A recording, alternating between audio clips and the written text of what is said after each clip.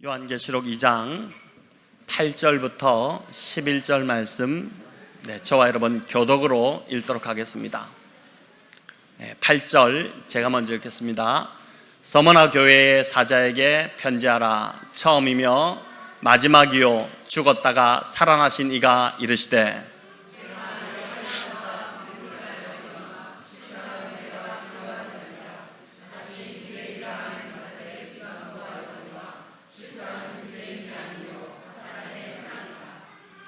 너는 장차 받을 고난을 두려워하지 말라. 볼지어다 마귀가 장차 너희 가운데서 몇 사람을 옥에 던져 시험을 받게 하리니 너희가 10일 동안 환난을 받으리라. 네가 죽도록 충성하라. 그리하면 내가 생명의 관을 내게 주리라.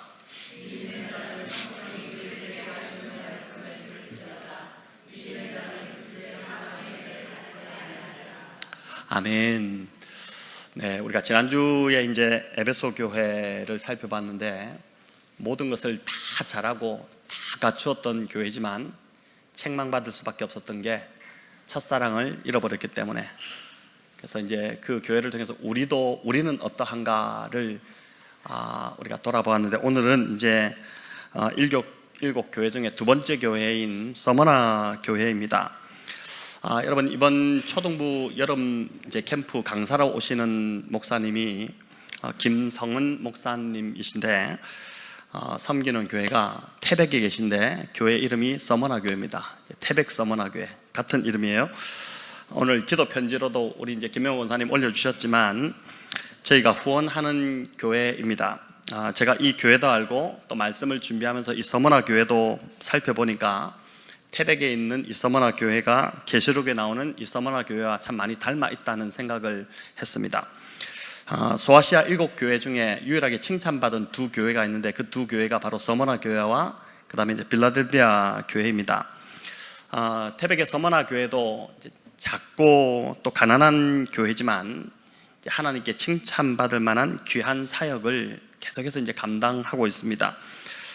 오늘도 이제 올려드린 목장에서 다 보셨을 텐데, 이제 반찬을 만들어가지고 국도 끓이고 이렇게 맛있게 해가지고 그거를 이제 어려운 가정, 또 특별히 그쪽에 있는 노숙인들 대상으로 그렇게 이제 은혜를 또 베풀고 있습니다. 이번에 우리 김성원 목사님 오셔서 초등부 아이들 말씀으로 이제 섬겨 주실 텐데, 우리 크신 은혜가 부어지도록 우리 함께 간절히 계속해서 기도해 주시기를 바랍니다. 여러분, 서머나 교회, 이제 에베소 교회 하면은 첫사랑을 잃어버린 것, 그게 특징이었는데, 서머나 교회를 한 단어로 표현한다면은 뭔지 아십니까? 서머나 교회 이 한 단어로 표현한다면은 고난이라고 할 수 있습니다. 고난. 여러분, 백원영동교회 하면 떠오르는 한 단어가 만약에 고난이라고 한다면, 백원영동교회, 그 교회는 고난이 참 많아. 고난받는 교회야. 교회 등록하기만 하면 그 성도 다 고난받아. 이렇게 하고 한다면은 이 백원영동교회를 등록하려고 하다가도 주저하게 될 겁니다. 만약에 이 지역 가운데 백원영동교회가 고난이라는 이름으로 소문난다면은 여러분, 뭐 성도들이 다 떠나지 않겠습니까? 그만큼 고난은 유쾌한 주제가 아닙니다. 소아시아 7교회들이 다 박해로 인해 고난을 받았지만 유달리 핍박과 고난이 많았던 교회, 그 교회가 바로 이 서머나 교회입니다. 자, 왜 서머나 교회가 고난이 많았을까요? 바로 서머나라는 도시 안에 이 교회가 있었기 때문입니다. 여러분, 서머나는 당시 로마 제국 안에서도 가장 친로마 성향을 가졌던 그런 도시였습니다. 그 어떤 도시보다 로마 정부에 협조적이었고 또 세금이나 조공을 바치는 것도 늘 이 서머나가 1등이었습니다. 로마 황제 입장에서 보면 로마의 말을 가장 잘 듣는 최고의 모범생이 바로 이제 서머나였던 것입니다.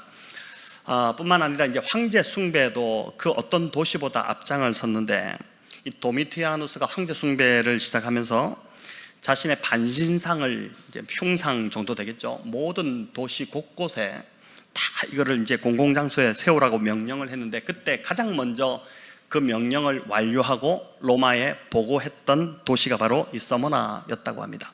그러니 이제 엄청 로마에 잘 보이려고 한 것이죠. 그래서 로마의 역사가 키케로는 서머나를 이제 평하면서 이렇게 말했는데 한번 띄워봐 주시기 바랍니다. 우리 동맹 중에서 가장 충성된 동맹이 바로 서머나 지역이다.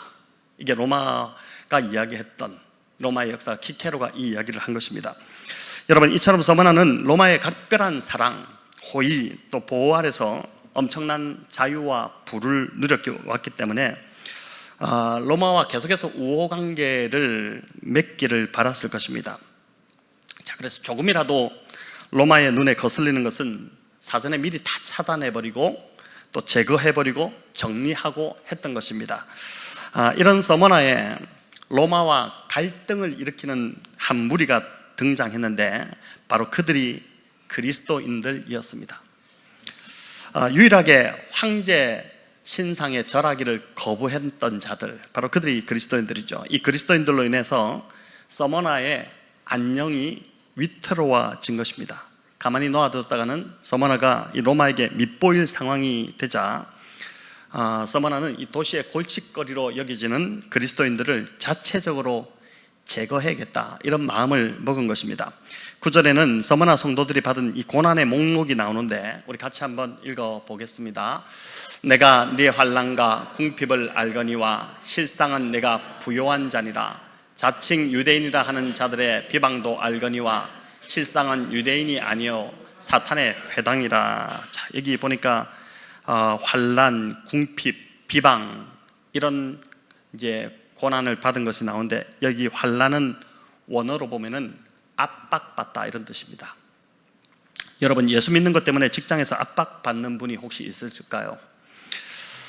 예수 믿는다고 승진해서 제외되고 직장에서 따돌림 당하지 않습니까?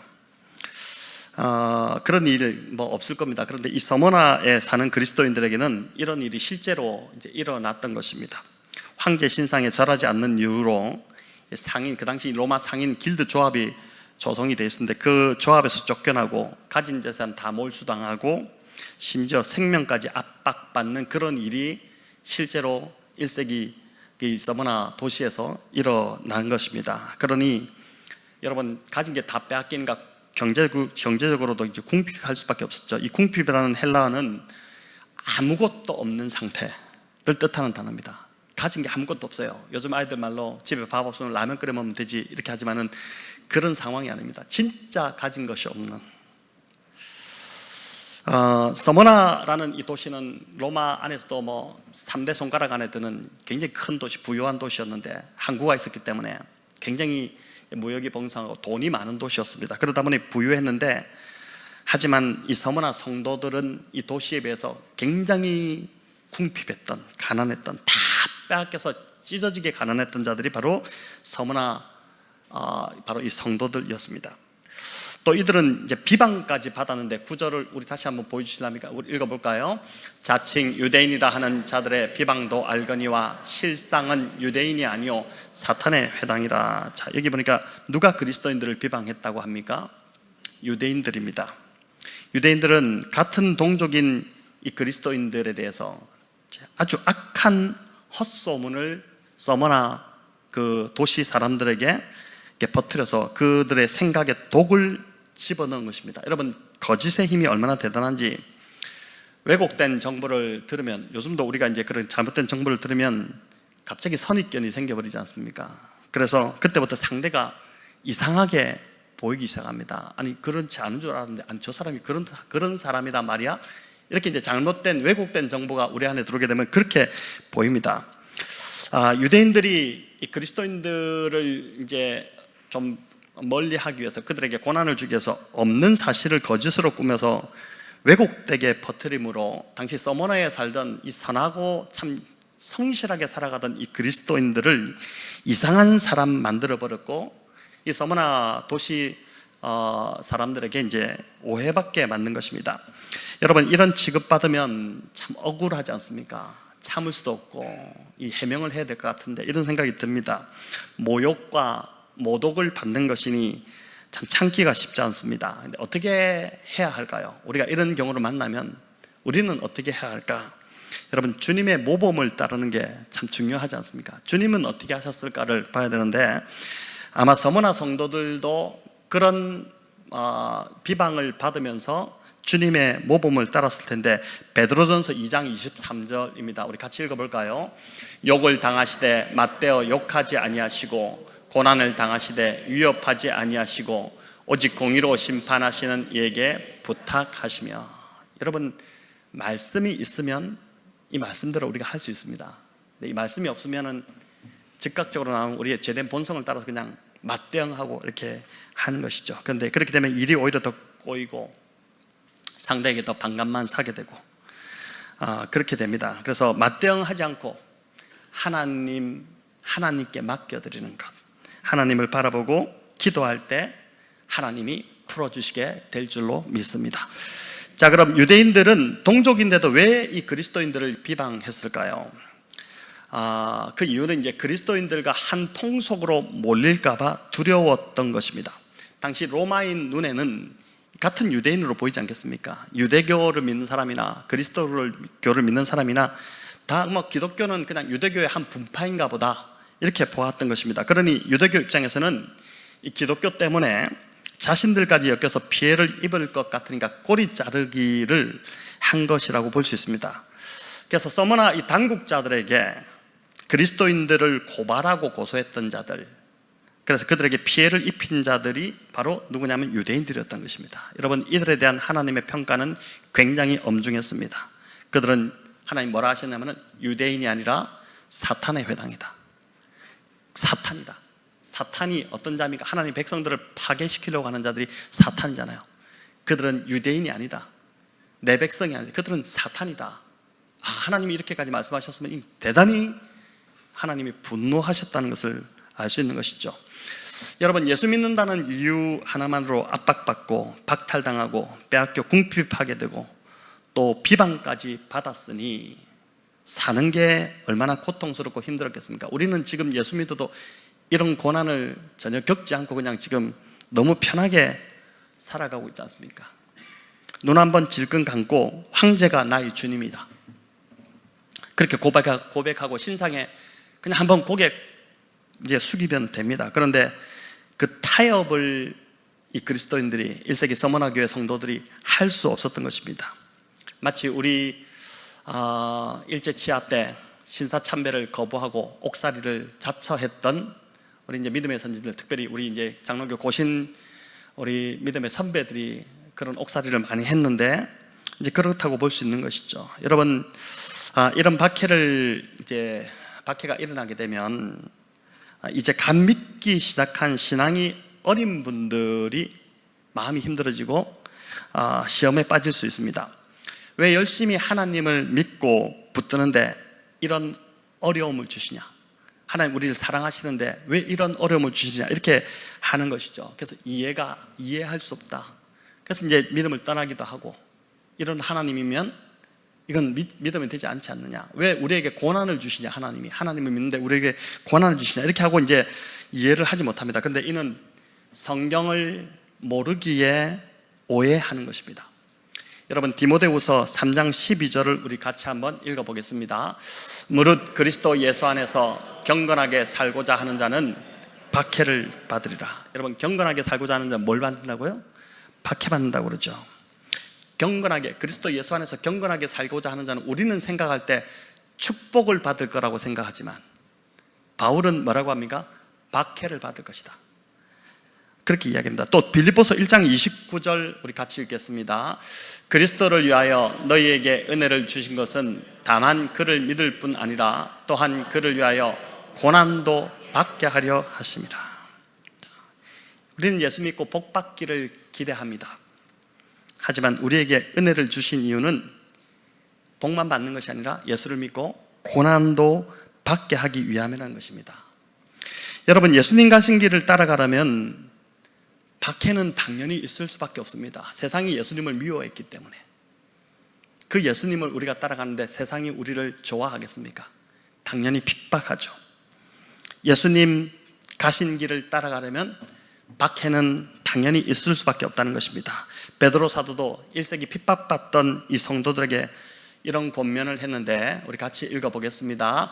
사랑하는 자들아, 너희를 연단하려고 오는 불시험을 이상한 일 당하는 것 같이 이상히 여기지 말고 고난이 온다는 것입니다. 근데 그 고난이 올 때 이상히 여기지 말라는 것이죠.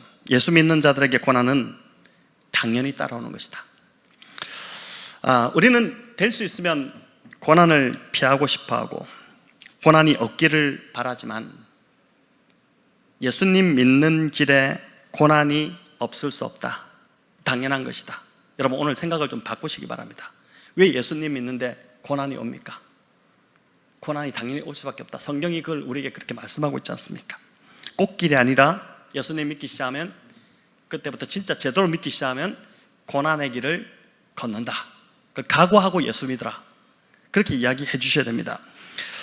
저희 동기 목사님 중에 이 가까운 군포에서 이제 목회하시는 분이 계신데 저희 교회와 좀 비슷한 시기에 개척을 하셨습니다. 저희 교회도 한 2번 정도 놀러 오셨던 것 같은데 정말 말씀 중심으로 아주 신실하게 목회하시는 분인데 몇 해 전에 태풍으로 인해서 교회에 첨탑이 떨어지면서 저희가 그래서 저희 교회가 또 돕기도 하고 그랬는데 첨탑이 떨어지면서 굉장히 위험할 뻔했던 이 첨탑이 사람들 다니는 그 길가로 이렇게 떨어져 버린 겁니다. 태풍으로 인해서. 그러다 보니까 이제 다행히 참 인명 피해는 없었지만 그때 참 어려움을 겪었는데 최근에 또 이 교회가 어려움을 겪었습니다. 이 목사님이 한 2주 전인 것 같은데 아버님이 이제 소천하셔서 부산에서 장례를 치렀는데 성도님들이 목사님 아버님 돌아가셨다고 이제 부산까지 문상을 같이 다 내려간 겁니다. 한 차를 가지고 이제 내려갔는데 그 차가 교통사고가 크게 난 겁니다. 내려가다가 그 교회 이제 장로님이 제일 크게 다치셨고 성도 몇 분이 또 수술을 해야 돼요. 장로님도 몇 번, 뭐 2-3번인가 수술을 하시고 이런 일을 겪으면서 여러분 얼마나 큰 어려움입니까? 누가 보면 이 목사님 무슨 죄를 지어서 도대체 이런 고난이 오나 뭐 이런 생각이 들 정도입니다. 근데 이 목사님이 장례식장에서 이 소식을 들었을 때 가슴이 철렁 내려앉더랍니다. 이 장례를 어떻게 치렀는지도 모를 정도로 이제 정신이 하나도 없었던 것이죠. 갑자기 이런 고난이 닥치니까 그렇지 않겠습니까? 그런데 이 일로 감사한 것은 교회가 매일 저녁에 함께 모여 기도하기 시작했습니다. 저희가 작년 9월에 한 달간 함께 기도했던 것처럼 이 교회가 이제 이 목사님이 뭐 이렇게 한 것도 아닌데 성도들이 자발적으로 모이기 시작한 겁니다. 그래서 기도하기 시작했는데 이 기도를 통해서 성도들의 마음이 모아지기 시작하면서 결국 이 고난을 통해 하나님이 교회를 더 정결하게 하시고 성도들을 더 연단하고 하나 되게 하셨다. 그 이야기를 제가 지난주 통화를 하면서 이제 듣게 되었습니다. 여러분 하나님이 고난을 주실 때는 아무 목적이 없이 주시지 않습니다. 또 고난이 고통스럽지만 그 고난을 통해서 반드시 하나님은 하나님의 뜻을 이루어내십니다. 그래서 베드로 사도는 이렇게 고백을 합니다. 우리 같이 한번 읽어볼까요? 모든 은혜의 하나님 곧 그리스도 안에서 너희를 부르사 너희를 친히 온전하게 하시며 굳건하게 하시며 강하게 하시며 털을 견고하게 하시리라. 아멘. 여러분 굉장히 위로가 되는 말씀입니다. 고난이 잠깐 말씀을 띄워줘 보시겠습니까? 고난이 뭐라고 합니까? 그리스도 너희 이제 잠깐 고난을 당한다고 그러죠. 고난이 길면 그걸 감당하기가 쉽지 않죠. 굉장히 고통스러울 텐데 고난이 길지 않다. 잠깐 고난을 당하게 한다. 이렇게 합니다. 또 이 고난을 통해 여기 뭐라고 합니까? 온전하지 않은 우리를 온전하게 하고 또 연약하고 참 나약한 우리를 굳건하고 강하게 하시고 또 그리고 우리의 털을 견고하게 하신다. 이렇게 말씀합니다. 여러분 우리는 기초가 참 약하죠. 우리의 터가 참 많이 약합니다. 우리는 정말 신앙의 기초도 약하고 다 약해요. 근데 약해서 늘 자주 기초가 약하니까 조금만 누가 흔들어도 기초가 약하니까 자주 막 흔들리는데 여러분 이 고난을 통해 우리의 신앙의 기초를 아주 탄탄하게 해주신다는 것입니다. 신앙의 기초가 공부해서 되는 것이 아니라 하나님이 고난을 보내셔서 우리 정말 너무 약한 견고하지 않은 우리의 기초를 견고하게 해주신다는 것입니다. 그래서 고난이 이제 우리를 사탄의 어떤 공격에서도 또 사람들의 말과 비방에도 흔들리지 않게 해준다. 그러니 여러분 고난이 얼마나 감사한 것입니까? 무엇보다 여러분 박해는 교회 안에 특별히 박해가 임하게 되면은 우리는 이제 이 박해가 것은 기독교 박해 외부에서 이제 이렇게 임하게 되는데, 이 박해는 특별히 교회를 정화하는 효과가 있습니다. 1세기 교회가 그것을 증명하는데, 로마 군대가 이제 교회에 조직적으로 탄압을 해왔을 때 그 박해를 견디지 못하고 가장 먼저 도망친 자들이 있었습니다. 1세기 교회마다 각각 교회들이 있었잖아요. 근데 그 교회마다 대부분 공통적으로 박해가 임했을 때 그 박해를 견디지 못하고 가장 먼저 도망친 자들이 있었는데, 그들이 누구냐 하면은 신앙이 있는 채 했던 위선자들, 교회 안에 또 이단들, 조용히 들어왔던 이단들, 또 그리고 거짓 교사들과 자칭 사도라고 했던 자들이 가장 먼저 도망갔다고 합니다. 여러분, 이들이 사라지니까 어떤 일이 일어났냐? 이들이 사라지니까 교회 안에 거짓 가르침과 거짓 복음이 사라지잖아요. 그래서 사라지기 시작하니까 교회가 정화되는 일들이 일어나기 시작한 것입니다. 그래서 오늘날 이제 한 신학자는 그렇게 말하기도 합니다. 오늘날이야말로 특별히 한국 교회가 박해가 필요한 시기다. 그래야지 교회가 정화될 것 같다. 너무 세상적이고 너무 세속적이 되어버린 이 교회가 정화될 수 있는 길은 박해밖에 없는 것 같다. 우리는 그 말을 들으면 무슨 박해를 받지 않기를 원하지만 그런 이야기를 하는 것입니다. 여러분, 우리는 교회가 풍랑이 없이 안정적으로 가기를 바라고 어려움 없이 편안하게 신앙생활하길 바라지만 고난받기를 원치 않죠. 하지만 실은 고난이 교회를 더 정결하게 하고 성도들을 더 단단하게 세워간다는 것입니다. 박해가 임할 때는 마치 교회를 파괴할 것 같지만 그렇게 보여도 오히려 그 박해가 지나가고 나면 교회가 더 강하고 단단해진다는 것입니다. 이게 이제 박해가 주는 유익인데, 여러분, 서머나 교회는 환난과 이 궁핍을 넘어서 이제 진짜 박해가 막 임하기 시작하는데 사람들이 옥에 갇히고 죽는 일들이 일어났습니다. 우리 10절을 같이 읽어보겠습니다. 너는 장차받을 고난을 두려워하지 말라. 볼지어다 마귀가 장차 너희 가운데서 몇 사람을 옥에 던져 시험을 받게 하리니 너희가 10일 동안 환난을 받으리라. 네가 죽도록 충성하라. 그리하면 내가 생명의 관을 내게 주리라. 여기 보니까 마귀가 너희 가운데 몇 사람을 옥에 던져 시험을 받게 한다. 여러분, 교회 성도 전체를 다 옥에 던져버리면 얼마나 힘들고 두렵겠습니까? 근데 여기 몇 사람, 특별히 이것을 감당할 수 있다고 보는 몇 사람을 옥에 던진다는 것입니다.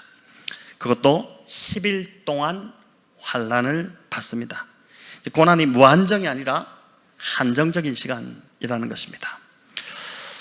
내려주셔도 됩니다. 이 예언대로 여러분, 서머나 교회에 유명한 그 순교의 역사가 일어났는데, 요한 사도가 서머나 교회에 감독으로 세웠던, 여러분 아마 많이 들으셨을 텐데 순교자 그 폴리캅의 이야기입니다. 이제 폴리카르푸스라고 이제 불리는, 우리는 폴리카르인데 폴리카르푸스라는 인물인데, 그의 나이 86세였던 주후 156년 2월 2일에 그가 이제 순교를 하게 됩니다.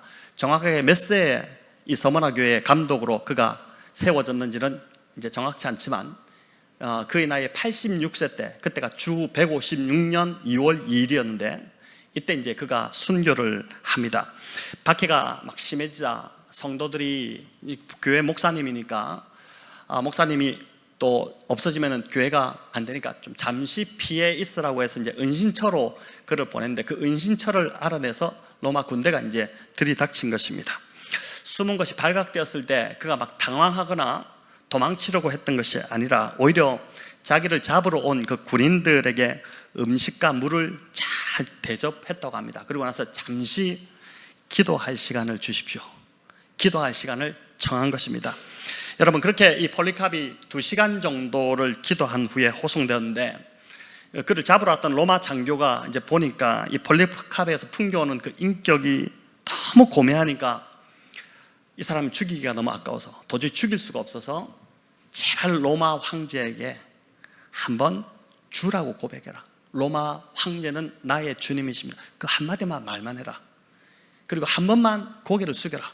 그러면 살 수 있다. 이렇게 부탁까지 했다고 합니다. 근데 그 거절하죠. 그리고 로마 총독 앞에 이제 그가 붙잡혀서 서게 되는데, 총독도 한 마리 그리스도를 욕하고 그리고 황제의 이름으로 맹세하면 살려주겠다. 너무 간단하지 않냐? 그리스도를 욕해라. 한 번만이라도 욕해라.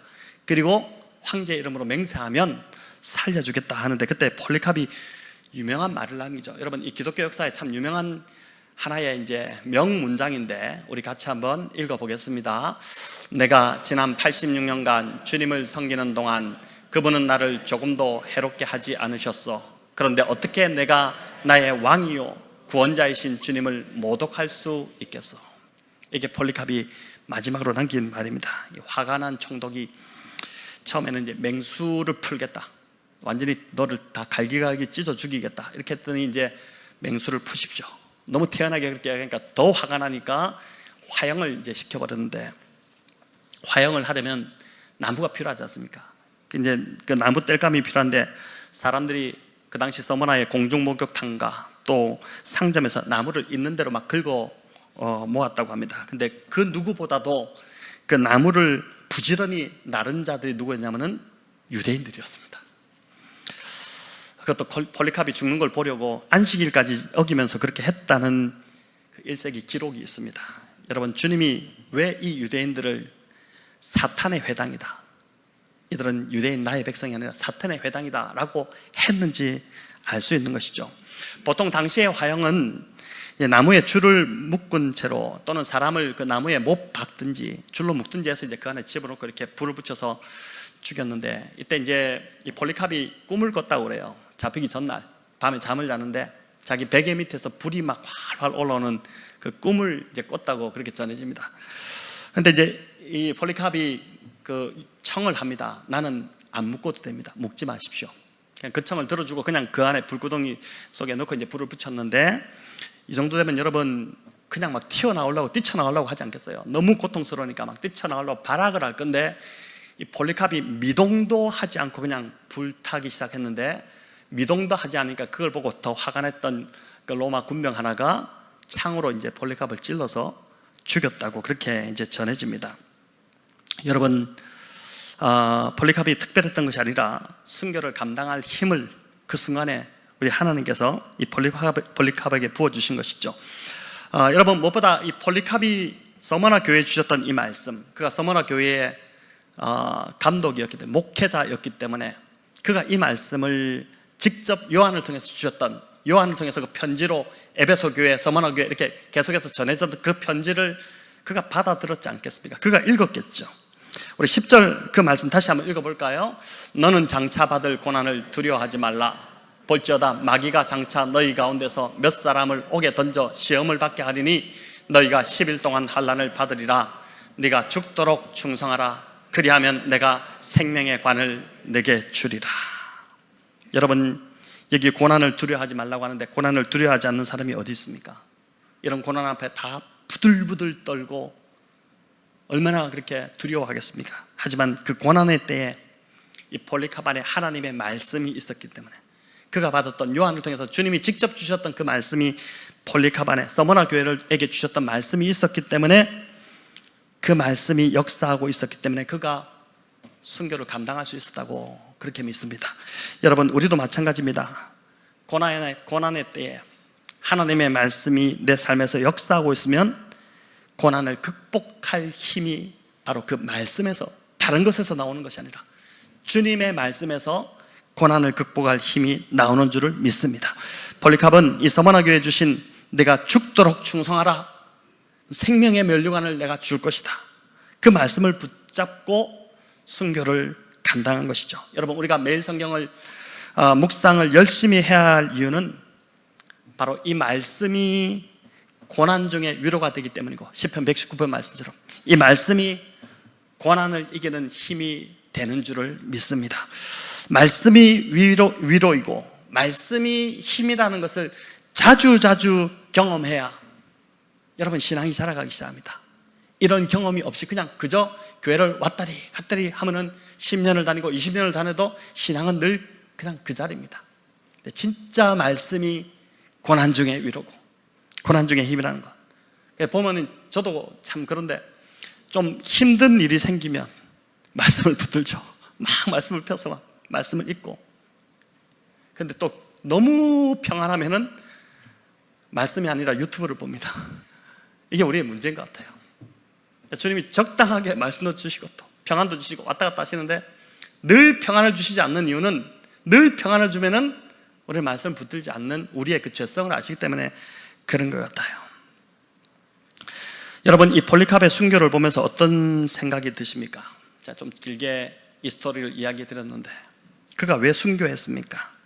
이유는 단 한 가지죠. 타협하지 않았기 때문입니다. 서머나 교회 성도들이 고난받았던 이유도 타협하지 않았기 때문입니다. 황제에게 한 번만 절하라고 주님이라고 고백했다면 그 서머나 교회 성도들 재산을 몰수당하고 집을 빼앗기고 그러지 않았을 것입니다. 그걸 타협하지 못해서 궁핍하게 된 것입니다.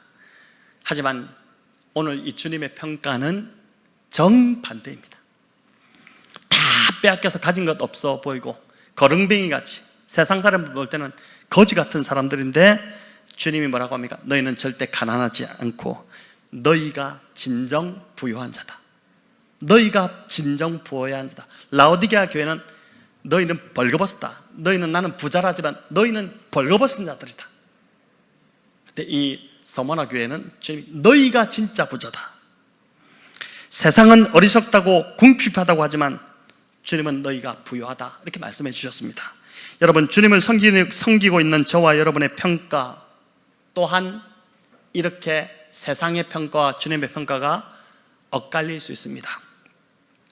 주변 사람들, 가족들, 심지어 성도들조차도, 같은 성도들조차도 예수님께 열심히고 교회를 섬기는데 막 열심을 내면 나를 보고 작작해라. 그렇게까지 할 필요가 있냐? 너 좀 어리석다. 뭘 그렇게 열심히 하냐? 네가 그렇게 하니까 가난하게 되지. 그러니까 네가 궁핍하게 되는 거지. 그 시간에 조금이라도 돈을 더 벌지. 뭘 그렇게 주님을 섬긴다고 가서 그렇게 너 존심을 하니까 네가 그 모양이 아니냐, 이렇게 말할 수 있습니다. 하지만 중요한 건, 여러분, 중요한 건 주님의 평가라고 믿습니다. 주님이 나를 뭐라고 하시느냐가 중요합니다. 주님이 인정하시면 그걸로 된 것이잖아요. 그걸로 만족하지 않습니까? 사람의 평가가 중요하지 않습니다. 주님이 진리이시기 때문에 그래요. 사람의 평가는 거짓이고 주님이 진짜이시기 때문에. 교회를 다니면서도 우리는 사람의 말에 자주 일희일비합니다. 설교자로서 저는 말씀을 듣는 사람의 반응에 일희일비하지 않으려고 부단히 노력합니다. 선포한 말씀에 대해 사람들이 뭐라고 해도 주님이 인정하시면 되기 때문입니다. 그래서 금요일도요, 제가 끝나고 나서 내려가서 제일 먼저 하는 것은 주님, 제가 오늘 어떻게 잘 한 것 같습니까? 이렇게 묻습니다. 주님 말씀해 주세요. 그게 위로가 됩니다.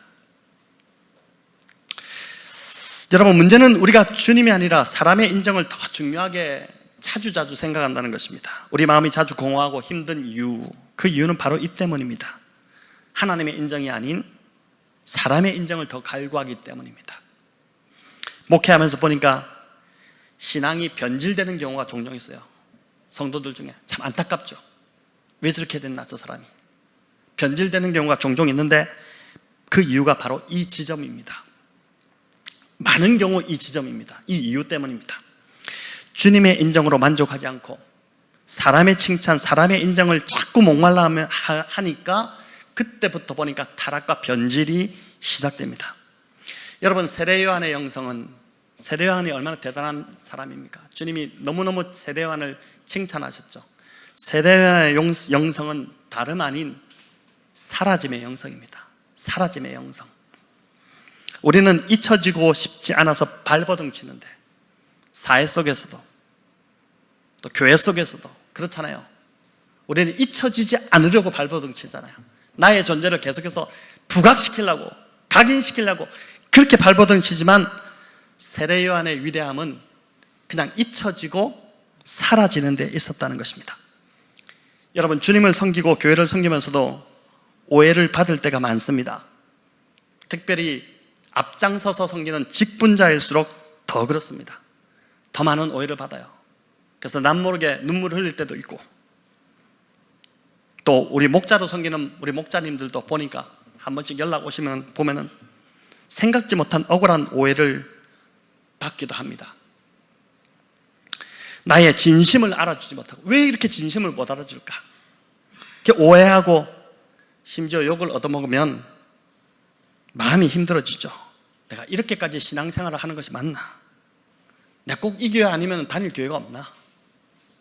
내가 이렇게까지 힘들게 신앙생활을 해야 돼? 이렇게까지 섬길 이유가 있나? 이런 생각을, 이런 마음이 듭니다. 여러분, 서머나 교회 성도들이 바로 딱 그런 마음이었습니다. 예수님 믿고 예수님 섬기는 것 때문에 세상에서 바보 취급당하고 다 빼앗겨서 궁핍하게 되고 욕을 얻어먹는 정말 미련탱이들, 미련한 자들이라고 욕을 얻어먹었던 자들이 바로 서머나 교회 성도들이었습니다. 하지만 주님은 오히려 너희가 진짜 부요한 자다 칭찬해 주셨죠. 그 주님의 칭찬과 인정 때문에 이들은 고난을 견딜 수 있었습니다. 그 힘을 얻은 것입니다. 저와 여러분, 주님이 알아주시면 오해도 욕먹는 것도 다 견딜 수 있음을 믿으시기를 바랍니다. 사람의 칭찬, 인정 없어도 주님이 알아주시면 그거 하나면 됩니다, 여러분. 진짜 그러면은 누가 뭐라 해도 교회가 묵묵히 주님을 섬길 수 있어요. 묵묵히 교회를 섬길 수 있습니다. 사람의 소리, 사람의 칭찬과 인정, 그 얼마 가지 못해요. 금방 지나가 버릴 것 뿐입니다. 얼마 못 갑니다. 아주 허무하고 공허한 메아리에 불과한 것들입니다.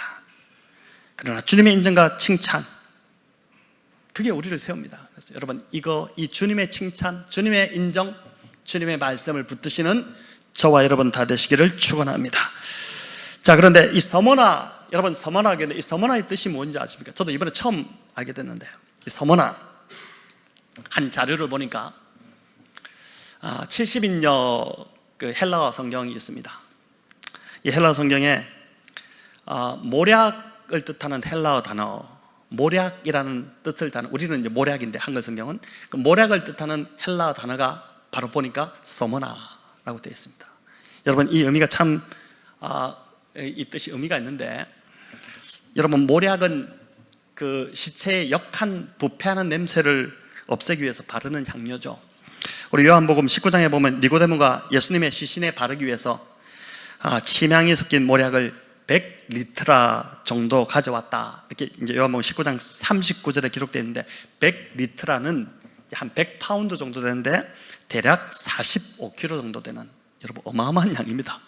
쌀 푸대를 생각해 보세요. 20푸대짜리 2개를 그 모략을 들고 왔다는 겁니다. 이 모략은 구하기가 정말 힘든 그러한 재료입니다. 엄청 많은 양을 가져온 겁니다. 여러분, 이 모략을 구하기 힘든 이유는 뭐냐면은 추출 과정이 매우 힘들어서 그렇대요. 또 이 어떻게 되냐면은 이제 모략의 재료가 되는 게 가시가 굉장히 많이 붙어 있는 작은 나뭇가지입니다. 그거를 잘 이제 구해 와서 그 다음에 그걸 굉장히 잘 으깨야지 그 나무로부터 진액이 이렇게 나오게 되는데, 그 진액을 얻는 것인데 이제 수집하는 것도 힘들고 그 으깨는 과정도 막 힘이 드는 것입니다. 그러니까 그렇게 힘들게 얻은데 그 진액에서 그렇게 향기로운 냄새가 난다는 것입니다. 너무나도 향기로운 냄새가 난다는 거죠. 여러분, 서머나 교회가 사탄이 짓밟을 대로 짓밟았습니다. 완전히 박해로 집 뭉개버렸죠. 모략의 재료인 가시나무가 으깨지듯이 그렇게 완전히 집 뭉개졌지만, 그런데 놀랍게도 서머나 교회는 그 박해로 파괴된 것이 아니라 모략처럼 향기를 뿜어내기 시작한 것입니다. 여러분, 지난주 살펴본 에베소 교회는 흔적도 없이 사라졌지만, 에베소라는 지역 자체도 그냥 터만 남아있는 꼴이 돼버렸지만, 여러분, 이 서머나에는 지금도 그리스도인들이 존재한다고 합니다. 여러분, 서머나는 오늘날 터키에죠. 이 터키에 이즈미르로 이렇게 알려져 있습니다. 이즈미르가 확실하다, 그렇게 봅니다. 가장 큰 도시 중에 하나입니다, 이 이즈미르. 근데 터키가 이슬람권 국가지만 이즈미르에는 여전히 동방 종교회, 콥트교회, 시리아 종교회 등 예수 그리스도의 교회들이 아직도 건재하고 있고, 무슬림의 그 혹독한 박해가 오늘도 계속 이루어지고 있지만은 그 속에서도 성경을 믿는 정말 충실한 그리스도인들이 여전히 그 땅에서 살아가고 있다는 것입니다. 에베소 교회는 하나님께서 결국 촛대를 옮겨버리셨지만 서머나 교회는 그 핍박을 다 견뎌내면서 죽도록 충성한 결과 아직까지 그 땅에 하나님께서 그 빛을 발하고 계시다는 것이죠. 여러분, 저와 여러분은 서머나 교회 같은 그런 대대적인 박해는 아니지만 신앙 때문에 어려움을 만날 수 있습니다. 교회를 섬기는 중에 고난이 있을 수 있고, 또 주의를 지켜야 하는 문제로, 또 직장에서 예수님 믿는 것 때문에 불이익을 당하기도 할 겁니다. 저도 신입사원 처음 들어갔을 때, 회사 생활을 한 3년 정도 했다고 그랬잖아요. 처음 들어갔을 때 그 신입사원 연수과정 중에 하나가 어떤 절에 사찰에 가가지고 불상 앞에서 500배를 하라는 거였는데 그 거부했거든요. 저 혼자 거부했어요. 근데 참 쉽지 않는 일이었습니다. 근데 뭐 이런 불이익을 당할 수 있죠. 근데 이런 핍박 속에서 중요한 것은 서머나 교회처럼 타협하지 않는 것입니다. 사단은 신앙의 길을 가지 못하도록 늘 두려움을 사용합니다. 이 두려움에 많은 사람들이 넘어져서 타협하고 믿음을 포기하죠. 그래서 주님은 10절에서 고난을 두려워하지 말라, 대신 뭐라고 합니까? 죽도록 충성하라. 여러분, 두려움과 충성이 대비되잖아요. 이 충성은 다른 말로 신실함이고, 그리고 또 다른 말로 믿음입니다. 충성은 믿음이라고 할 수 있어요. 하나님에 대한 믿음이 있을 때, 하나님에 대한 믿음이 분명할 때 우리는 두려움을, 이 고난을 두려워하지 않게 된다는 것이죠. 믿음과 두려움은 정반대이고 여러분 결코 공존할 수 없습니다. 그래서 믿음은 두려움을 쫓아냅니다. 다윗은 두려움을 이기는 것이 믿음이라는 이 사실을 너무나도 잘 알고 시편에서 이렇게 고백을 하는데, 시편 56편 3절 우리 같이 한번 읽어보겠습니다. 내가 두려워하는 날에는 내가 주를 의지하리이다. 내가 두려워하는 날에는 내가 주를 의지하리이다. 주님을 믿고 의지하면 두려움이 사라진다는 것을 다윗이 알았던 것이죠. 여러분, 두려울 때 주님을 깊이 바라보시면 두려움이 사라지기 시작할 것입니다. 순간순간 두려움이 몰려올 때가 많잖아요. 이번 한 주도 얼마나 두려울 때가 많습니까? 그럴 때 다른 것이 아니라 주님을 묵상하기 시작하면 두려움이 사라진다는 것입니다. 여러분, 마가복음 5장에도 딸이 죽었다는 그 소리에 두려워하는 해당장에게, 그 야이로에게 우리 주님이 뭐라고 말씀하셨습니까? 두려워하지 말고 믿기만 하라. 믿음이 두려움을 없앤다. 그 이제 원리를 알려주신 것이죠. 자, 그래서 죽도록 충성하라, 이 말을 우리는 주로 이제 교회에 열심히 봉사하라, 교회 열심히 섬겨라, 이렇게 해석을 하지만은 그런 뜻이 아니라 어떤 상황에서도 죽을 것 같은, 심지어 죽을 것 같은 상황에서도 믿음을 잃지 말고 주님을 믿고 의지하라, 그 뜻입니다. 그렇게 의지하면 고난을 이기고 승리의 면류관을 주시겠다는 약속인 것입니다. 여러분, 지난주에도 제가 말씀드렸던 그 마르바던, 이번에 인생 자체가 완전 고난이었는데, 이제 리전트 칼리지라고 캐나다의 굉장히 좋은 신학교입니다. 수준 있는 신학교에 영성 신학자로 교수로 지내시기도 하고 했던 분인데, 이분이 대학원생 시절에 창세기 22장에 그 아브라함에게 이삭을 바치는, 어떻게 보면 아브라함에게는 굉장히 큰 고난이지 않았겠습니까? 그런 그 본문에서 강의를 듣다가 하나님이 왜 이런 고난을 아브라함에게 허락하셨는지를 대한 잊을 수 없는 통찰을 그분이 이제 얻게 되었는데, 그 당시 이제 그 강의에서 가르치던 교수님이 유대인의 해설서인 그 미드라시의 주석에 창세기 22장 그 내용이 실린 내용을 이렇게 읽어줬는데, 그게 이런 것입니다. 아브라함이 하나님께 왜 이런 시험을 주십니까? 이렇게 믿었을 때 아브라함이 이렇게 따지죠. 저의 믿음을 시험하기 위함, 이 미드라시에 나오는 이야기입니다. 저희 믿음을 시험하기 위함입니까? 아니다. 그럼 저희 믿음을 더 단련시키고자 함입니까? 그것도 아니다. 그럼 무엇 때문에 이런 시험을 주십니까? 열방에게 증거하기 위해서다. 여러분, 아브라함이 당한 고난이 하나님이 살아계심을 온 세상에 증거하는 도구가 되었다는 것입니다. 여러분, 이분이 이 사실이 깨달아지면서 자신의 고난에 대한 평생 정말 계속해서 자기를 따라오는 이 고난에 대해서 해석이 되기 시작하면서 굉장히 마음이 편해지는, 마음이 굉장히 기쁨이 막 생기기 시작했다는 것입니다. 자신의 고난도 열방의 그 하나님을 증거하는 도구가 될 수 있다는 것이 그날 그렇게 위로가 될 수 없었다는 그 고백을 했던 것입니다.